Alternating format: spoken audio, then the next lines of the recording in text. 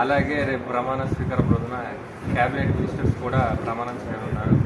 మన మార్కాపురం నియోజకవర్గం నుంచి క్యాబినెట్లో స్థానం కూడా నారాయణ రెడ్డి గారికి ప్రజలు కూడా ఆకర్షిస్తున్నారు. పార్టీ వర్గాల్లో కూడా ఈ పేరు అనేది బలంగా అనిపిస్తుంది. ఇప్పుడు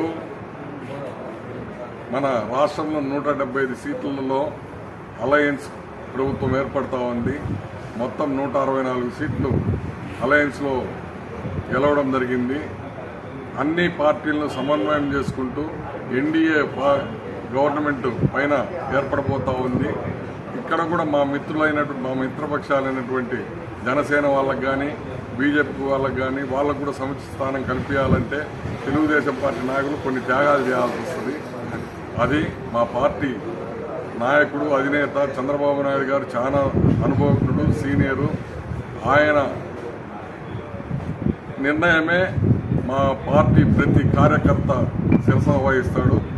ఇచ్చినా ఇవ్వకపోయినా మార్కాపూర్ నియోజకవర్గ అభివృద్ధి కోసం, మార్కాపూర్ నియోజకవర్గ ప్రజల కోసం నిరంతరం అందుబాటులో ఉండి పనిచేస్తామని చెప్పి మమ్మల్ని ఆదరించి గెలిపించి తెలుగుదేశం పార్టీకి అఖండ మెజార్టీని కట్టబెట్టినటువంటి మార్కాపూర్ నియోజకవర్గ ప్రజలకు శాశ్వతంగా రుణపడి ఉంటామని చెప్పి తెలియజేస్తాము.